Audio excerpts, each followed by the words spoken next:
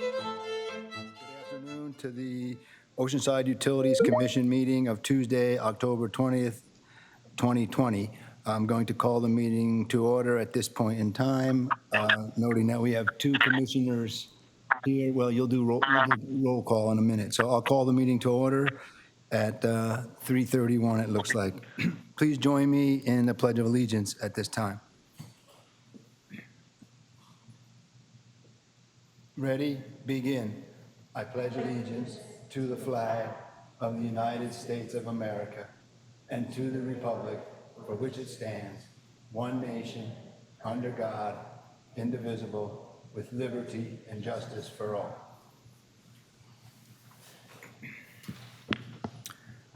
Thank you. And Ms. Queen, can you take roll call, please? Yes. All right. We have two excused absences tonight. Commissioner Airy and Commissioner Rupp will not be with us. So to start roll call off, Chair Barden. Present.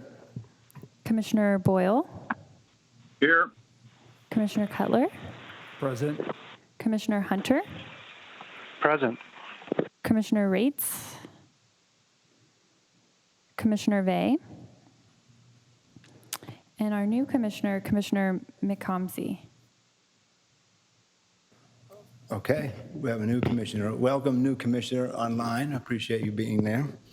So that does constitute a quorum for us? Mm-hmm. Okay, thank you very much. The first item that for consideration this afternoon is item number 4, which is approval of the minutes from the Monday, September 21st, 2020 meeting of the Utilities Commission. Does anybody have any questions or comments, or do I have a motion to approve the minutes as presented? I've got one This question. is Commissioner. Okay. Go ahead. Go ahead, Oh, no, Commissioner. I was just going to move to. I was just going to move to approve the minutes. But if you have a question, then love to hear it. I just, Okay. Well, there's a motion to approve, and then if there's some discussion, we could get to it then. Okay, so I had a motion, and then, okay. I had an excused absence last week, or last month, so I wanted to make sure it was reflected in the minutes that my absence was excused.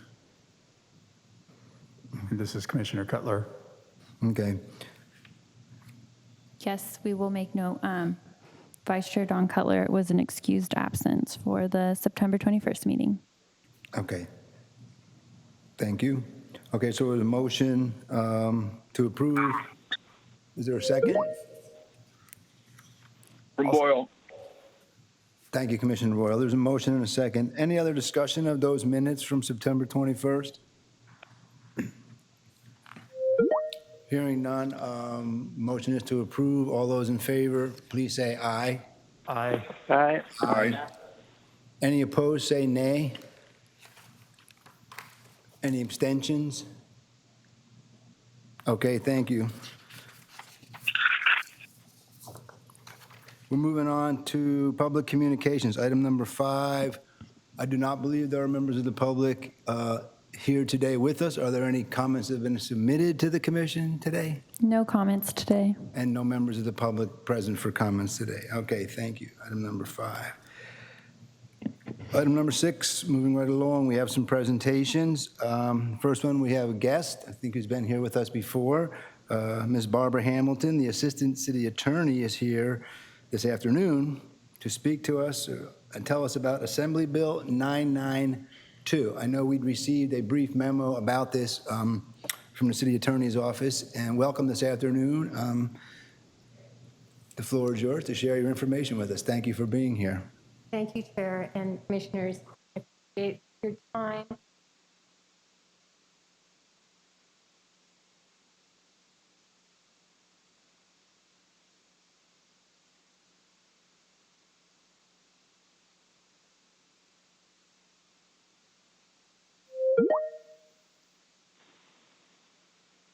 Whatever. I'm Barbara Hamilton. I'm here to just tell you a little bit. This should be a pretty brief presentation. You've already received the memo telling you about AB 992. This is a new amendment to the Brown Act that clarifies the commissioner's use of social media when discussing commission business. And To provide some context, I wanted to start with a brief just overview of what the Brown Act is, to provide context for the Assembly bill. And can you hear me okay with the mask? Okay, great. Just a few bullet points here. The primary purpose of the Brown Act is to ensure that all meetings of public agencies, legislative bodies are open and public, and that the public has the opportunity to participate.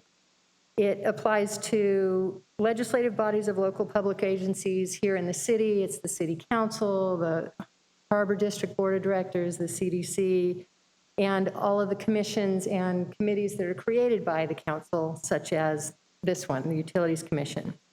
The Brown Act imposes procedural and substantive requirements, and violations may result in civil action and criminal penalties for a knowing violation of the Brown Act. Again, the basic requirements of the Brown Act are that all meetings must be open and public. All persons shall be allowed to attend any meeting, and meeting agendas have to be posted in advance. Every regular meeting agenda must allow public comment on off-agenda items. No action or discussion may occur with respect to any item not on the meeting agenda. And the main objective here of all these rules is to avoid developing a collective concurrence among the members of the commission that happens outside of public view. Under the Brown Act, a meeting is defined as basically any congregation of a majority of the members of the body at the same time and location to discuss or deliberate or take action on matters within, basically on commission business, matters within the subject matter jurisdiction of the particular legislative body. A meeting can happen. It's not limited to a formal noticed meeting. It can happen anywhere if you find a majority of the members of the body collected together talking shop, talking about commission business. That's a meeting. So it can happen inadvertently, which is what we try to have everyone be aware of to avoid sort of inadvertent violations of the Brown Act. One of the features of the Brown Act that we hear a lot about, and this is serial meetings. And this is a real trap for the unwary. Serial meetings are prohibited. Serial meetings are when a series of communications are used to communicate, for the members of the legislative body to communicate. So whether so like an email chain, is kind of the classic. If one commissioner sends an email to another, then another commissioner forwards that to another commissioner, and then on and on. Once you've reached a majority of the members of the commission to whom that email has been forwarded, you have a Brown Act violation. And again, it happens inadvertently a lot of times, and so we like people to be aware of it. Some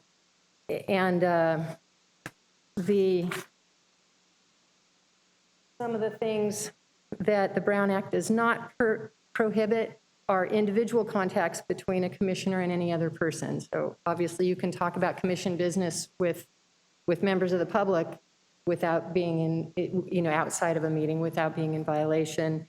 And you can attend meetings of other agencies. A majority of the commissioners could attend meetings of other agencies or other bodies, as long as you don't discuss among yourselves the commission's business other than as part of the scheduled and otherwise noticed program. So again, these are more sort of exceptions. It's social or ceremonial functions, meetings of a standing committee.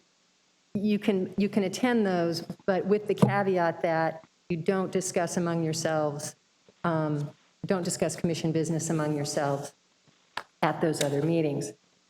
So that's the kind of the refresher context for AB 992, which was just signed by the governor in September, and it becomes effective January 1st. And this provides some, I think, needed clarification about how commissioners can interact on social media within, and not be in violation of the Brown Act. So it expressly says that it's okay to use social media to answer questions from the public, provide information to the public, and solicit information from the public. But you have to do it in a way that avoids discussion, that avoids a serial meeting, basically, that avoids discussion among members or between members of the commission.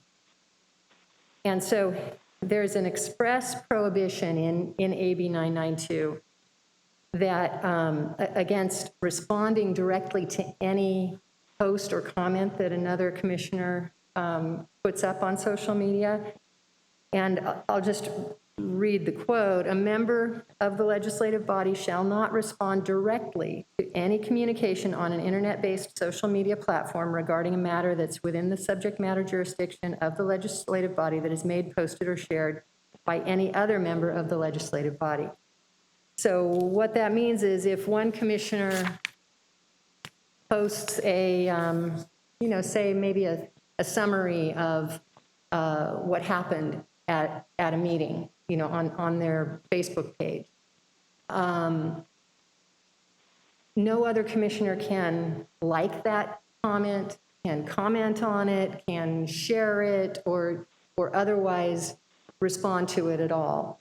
That's the one bright line rule that comes out of AB 992, which I think is helpful. It's kind of helpful guidance, because before this, we really didn't have, we just had sort of the general principles of, okay, I know I'm not supposed to develop a collective concurrence. I know I'm not supposed to be doing this, but isn't this out in the public? And so this makes it clear that no, just don't.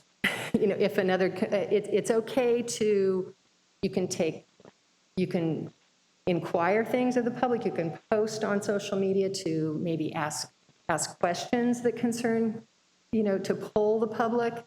And you can answer questions if other members of the public ask questions. You can provide that answer. So you can participate on social media, but you can't, without violating the Brown Act, respond directly to any other commissioner's comment if it concerns commission business. So that is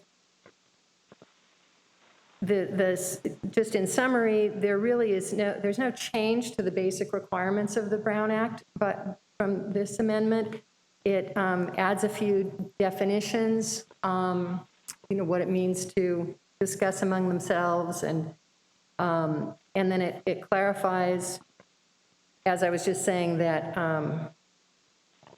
that communications, interactions on social media are allowable under the Brown Act as long as you don't violate that rule of communicating with other commissioners on that social media platform about commission business. So that concludes my presentation. If you had any questions, I would be happy to respond. Well, thank you for sharing that information with the commission this afternoon. Are there any questions of Ms. Hamilton while she's here, or any comments from any other commissioners on that presentation?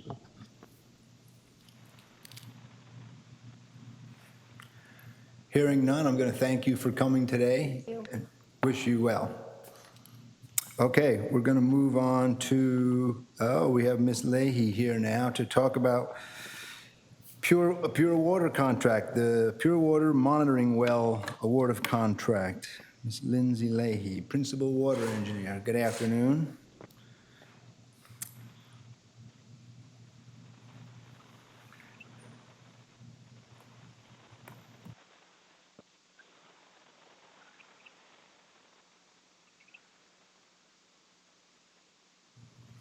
We're teeing up the presentation right now.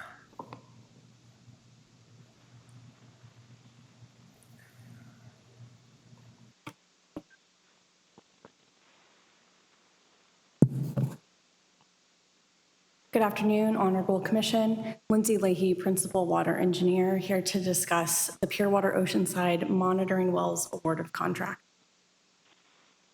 Today, staff is recommending to award a contract in an amount not to exceed $827,250 to Yellow Jacket Drilling Services, authorize the city engineer to execute change orders up to a total of 10% of the original contract value, and authorizing the city manager or designee to execute contracts and agreements. As you've heard in previous presentations, there are a total of 5 construction contracts as part of Phase 2 of Pure Water Oceanside. Today's item is Phase 2D monitoring wells, which is the 5th and final construction contract for the project. This is an overview of Pure Water Oceanside and its location. Again, there's the construction of the advanced water purification facility at our San Luis Rey Water Reclamation Facility. 2 separate conveyance pipelines being constructed concurrently, 3 injection wells being drilled, and tonight's item is for 3 monitoring wells, 3 locations of monitoring wells. In this image shown in the green and white dots towards the bottom of the image. Each monitoring well location will actually include 2 separate wells, an upper well and a lower well. The upper well being drilled at 85 feet in depth below the finished grade, and the lower well being drilled at 175 feet. Can you guys hear me?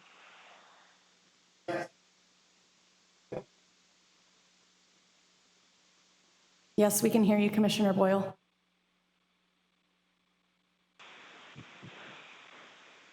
Yeah, we can't hear anything on the phone here. You can't hear anything?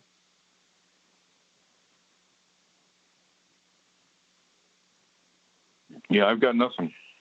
Okay. It was muted.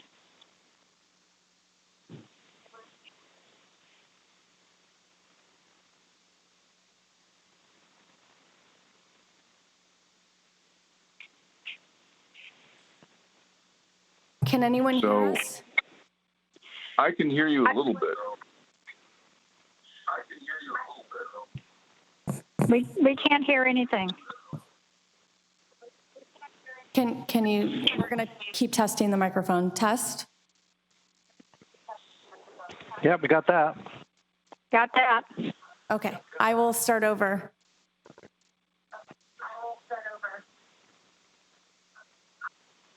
Can I ask that if you're not speaking at this time, if you can mute your microphone or your phone as we're getting echo into the chamber?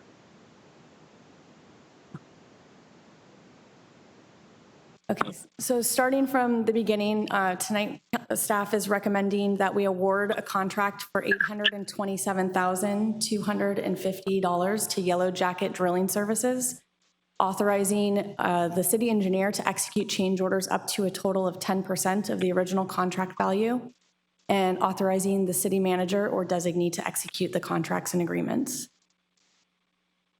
Pure Water Oceanside has 5 separate construction contracts. Today's item is for Phase 2D monitoring wells, which is the 5th and final construction contract for Pure Water Oceanside. This image shows the location of Pure Water with the advanced water purification facility at the north, located at our San Luis Rey Water Reclamation Facility. The 2 separate construction conveyance pipeline contracts shown in red and yellow being constructed concurrently. The 3 injection well sites shown with the red and white dots. And finally, the green and white dots towards the bottom of the image, representing the monitoring wells. Each monitoring well will have 2 separate wells drilled at the single location. an upper and a lower well, allowing us to monitor the water quality at the upper aquifer as well as the lower aquifer. The upper well depth will be at 85 feet below surface, and the lower wells will be drilled to 175 feet below surface. There's been an extensive background, which I'll skim over briefly, that we've conducted our recycled water master plans, indirect potable reuse studies, and harbor desalination feasibility studies, which identified Pure Water Oceanside as the most cost-effective project to meet our 50% local supply by 2030.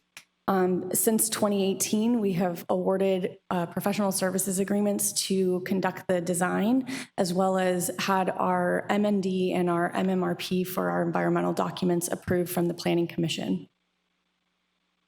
Since December of 2019, we've awarded the 4 previous construction contracts, with the item for project or phase 2D being advertised for construction bid on September 2nd of this year. We had the public bid opening in council chambers on October 14th, and the item is here in front of you today. There's been an extensive outreach program, as you've heard, for Pure Water Oceanside, recently winning the 2020 California Association of Public Information Officers EPIC Award for the outreach campaign. And most of you have attended or received most of our communications for this project. And those will continue through construction. We did only receive 1 bid for this project on October 14th from Yellow Jacket Drilling. The engineer's estimate was $937,500, with the low bid from Yellow Jacket at $827,250. There were 4 other contractors who did attend our mandatory pre-bid meeting. However, they declined to submit a bid. A look at the cost breakdown for Pure Water Oceanside. Again, there's multiple contracts involved. There's currently an available balance in the account of just over $2.4 million. Of that, $1.45 million is reserved for contingencies that was previously authorized from council, leaving in a remaining balance of about $954,000 for the remaining phase of this work. In total, for construction and contingency allowances, phase 2D should cost $909,975, leaving a remaining balance after the completion of the project of just under $44,000, requiring no additional appropriations for the project. As you've heard in the past, the funding sources for Pure Water Oceanside include an IRWM grant, our EPA WIFIA loan, our water revenue bond proceeds, as well as we're waiting to hear back on a Bureau of Reclamation wind grant, where we've requested $12.4 million. The funds received from those pending grants would offset any money that we would receive through loan or bonds. And with that, staff recommends award of contract in an amount not to exceed $827,250 to Yellow Jacket Drilling Services, authorize the city engineer to execute change orders up to a total of 10% of the contract value, and authorizing the city manager or designee to execute these contracts. And this item will be heard on item 9B for vote.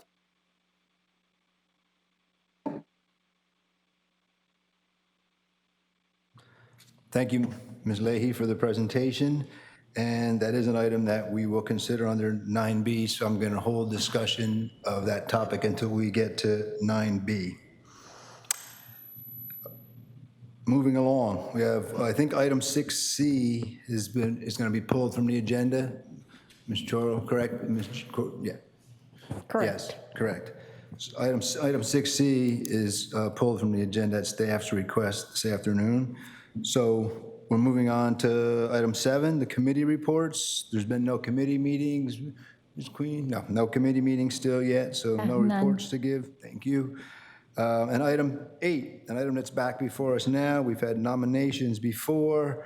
So today, I believe what we have on the table before us is Commissioner Rupp has been nominated as vice chair for 2020 and 2021.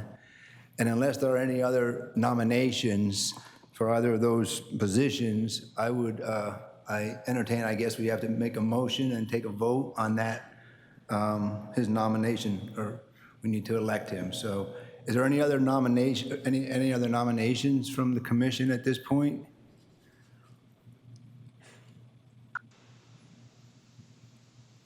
Okay, I'm hearing none. There's a time delay, so I'm just giving it a little bit of time there. So at this point, I guess the item before us is Commissioner Rupp to be appointed or elected vice chair of the commission. So do I need a motion for that, or is it just a vote of some type of the commission? I think you would still do a motion, a Okay. second, and a vote. Would someone care to make a motion for, to elect Commissioner Rupp? I make a as vice motion. chair? That was Boyle. Boyle, thank you, Commissioner Boyle. Commissioner Cutler I'll seconds. second. Okay, Cutler, Commissioner Cutler was a second. Okay, any other discussion of that item? Okay, all those in favor, say aye. Aye. Aye. Any opposed, say nay. Any abstentions? Okay, hearing none, the item passes. Thank you. I know Commissioner Rupp is not with us, but congratulations on your election to vice chair. Okay.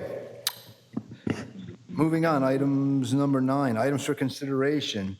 So item number 9A is been pulled by staff because it's connected to 6C. So those items we won't hear about or consider today. 9A, we will not see today. So we're moving on to 9B, which is the recommended approval of the Public Works Agreement to Yellow Jacket Drilling Services that Ms. Leahy just spoke about for $827,000. At this point, I'll open this item up for any discussion or questions for Ms. Leahy on the recommendation that staff's made.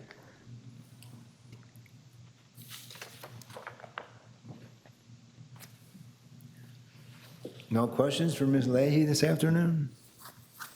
I know this is the final piece of quite an extensive package of construction projects. I know it probably feels good to get close to having this all out and under construction. I will note, I've seen the construction going on down on North River Road and down there, and it seems to be progressing well from what I can see. Anyhow, all editorial aside, I guess I'll entertain a motion to approve the staff recommendation. Motion So moved. approved. Okay, that was was that Commissioner Rates that came in there? Yes. Commissioner Rates, have you joined us at some point? Thank you. Nice to hear from you. Yes. Commissioner Rates was the motion to approve. Was there a second out there on the phone? Boyle seconds. Boyle, second. Thank you, Commissioner Boyle. Any other discussion of that item for Ms. Leahy? Questions? All right, great.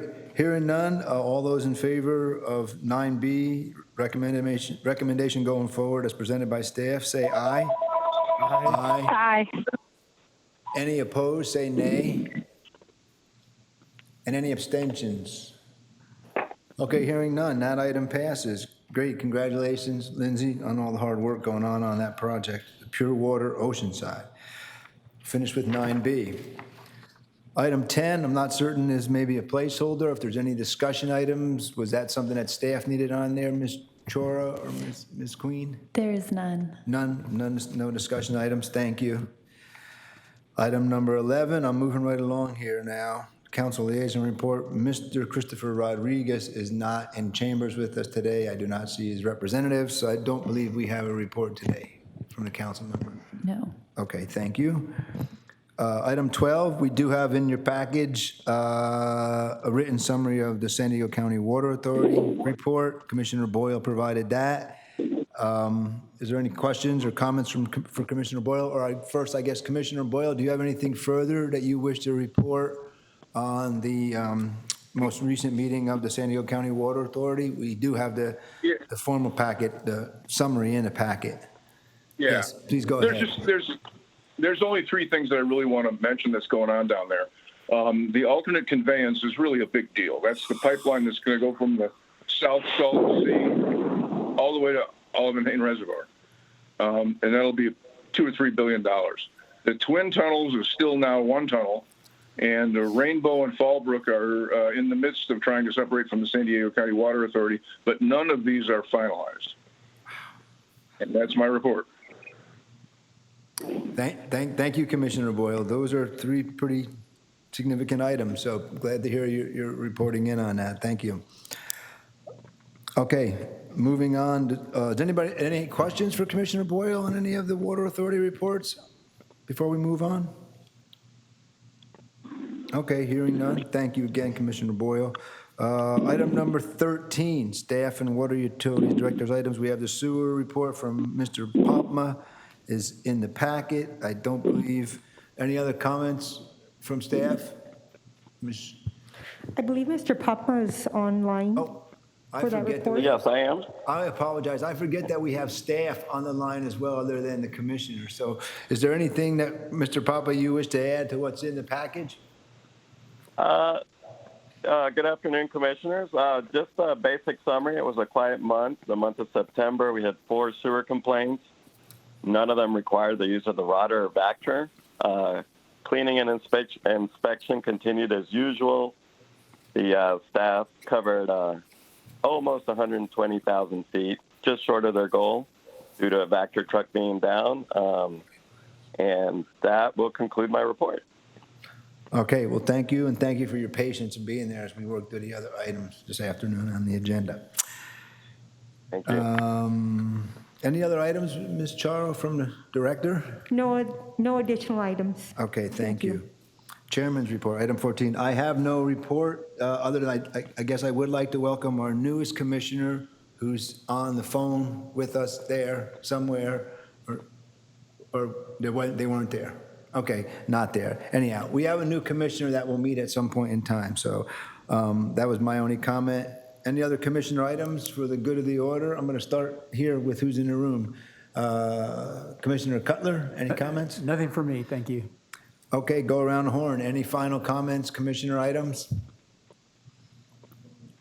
Those on the telephone? None. Okay, I'm hearing none. Thank you all for participating. I know it's challenging at times, but we got through it, and we're still moving the action and business of the city forward. So thank you. I appreciate the patience of everybody. With that, I'm going to adjourn the meeting to our next regularly scheduled meeting on Tuesday, November 17th at the regular time. Thank you all so much, and have a good day.